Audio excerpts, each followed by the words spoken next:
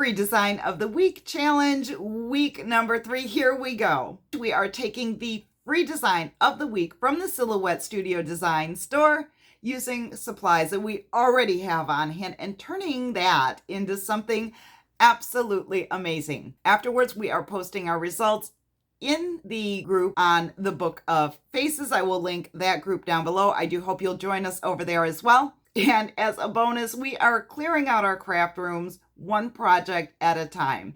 Hi, I'm Brenda Lambert. I'm a TJC licensed instructor for Silhouette, and you have found your way to Silhouette Success. Now, if everybody is ready to learn something new today, let's do this. I have already brought in the free design of the week. It is Little Wildflower, and I think this one is absolutely adorable. I have also brought in a picture of the blank that I am going to be using for this project. I was having a bit of a time visualizing how I wanted it to look, for the end result. So I brought the picture in, and as you can see, I have a little bit of extra on the sides. I'm going to show you how to get rid of that quickly. Just double click on it. It will bring up your editing points. I am just going to go ahead and move them right over to the corners of the picture frame here. I did try to get it pretty squared up when I took the picture. It's a little bit off, but not too bad. So once we crop this, we are going to be able to set the picture of, oops, let's delete that one. I made an extra one somehow. Delete that point. Grab this one, bring it over. Once we have this cropped, we're going to be able to set this to the size of the picture frame. That looks pretty good. Now we can take this and set this to 8.3, which is the size of the frame. And now we can use this as an actual template for our design.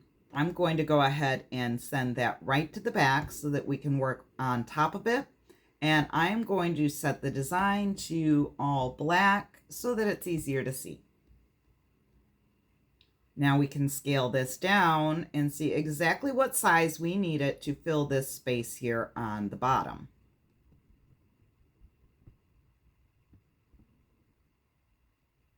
The glare on this picture is a bit much. I think I am going to go ahead and try to bump up the transparency a bit and see if that helps.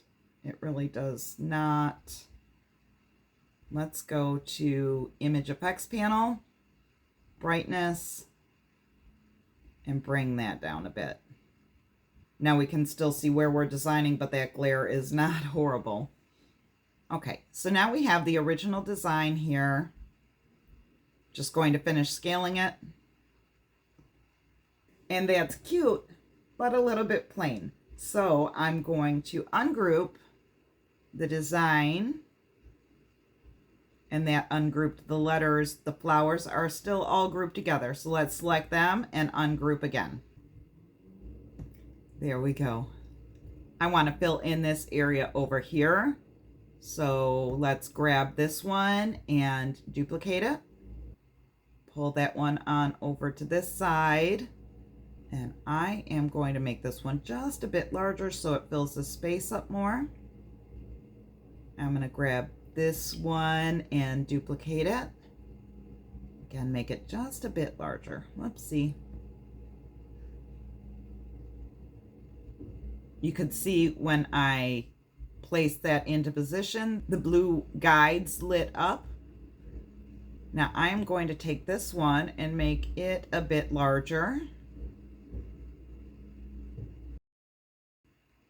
Just rearranging a little bit here so that it's fitting my blank better. Scale this one up as well. And I'm going to grab this little one back here and pull it up to the top.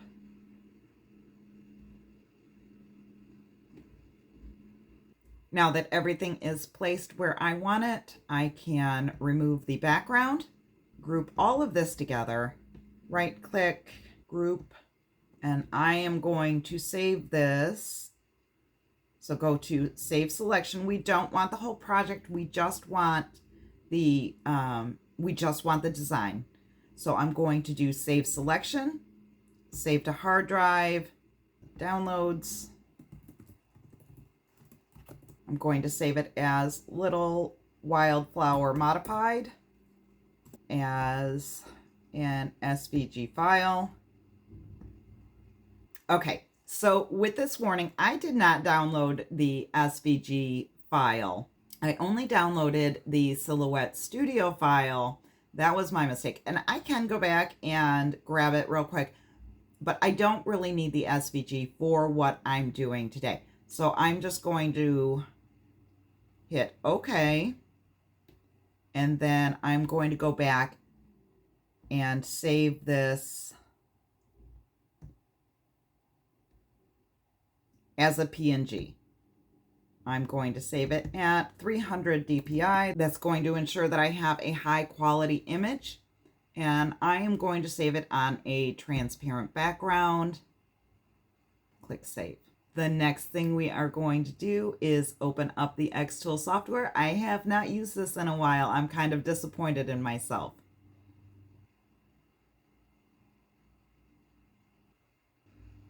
Okay, this is XCS or Xtool Creative Software, and I am going to bring in the design that I just created over in Silhouette Studio. And I am going to click yes, scale it to fit on the canvas. That is the design we just brought over from Silhouette Studio. Once you have your material in the Xtool, it takes a picture of the blank and sets it there on your screen for you. You can see that the design is there. It's kind of overlaid. We will have to resize that, but first what we want to do is auto measure our piece of wood that's in there. You can see that when you measure the thickness of the blank and input whether you have prisms or not, the size of the blank changes. So you want to make sure that you have all of that done before you resize your design. Now I'm going to select the design and scale it down a bit so that it fits. I think I scaled it down too much. Let's try that again.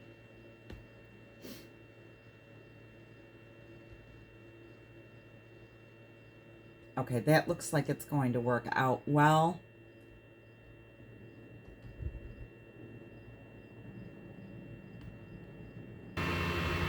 You can see that the design is starting to come through here. While the Xtool is doing its thing, I'm going to go through and find my favorite photo of my favorite little guy. I am going to download this and get it ready to bring into Silhouette Studio. I'm going to clear my mat, and we can head up to File, click on Merge, find the image, and bring it in. This is way too large, so I'm going to scale it down. Then I'm going to open up the Transform panel and rotate it 90 degrees. Now I'm going to Flexi Shapes. I'm going to grab a heart just as a template. This is not exact. It's just going to give me an idea of how large I want to scale my picture and what portion will be able to fit within the opening on the picture frame.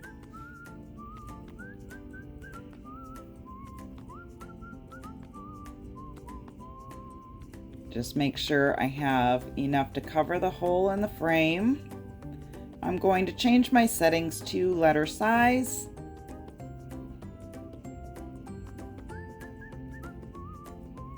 Set that up in the corner. Get rid of the heart. And now I can print this out.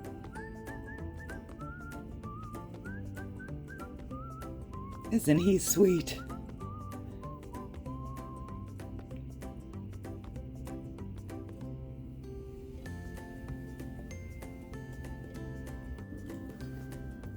I'm lining the picture up behind the frame, and then I'm tracing the inner lip of the frame cutout. I did not get an exact trace, but we are going to do the best we can with it. Let's cut this out and see how we've done.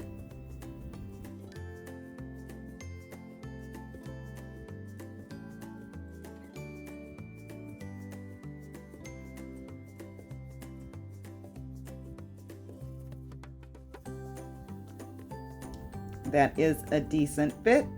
Just need to press the prongs down and voila.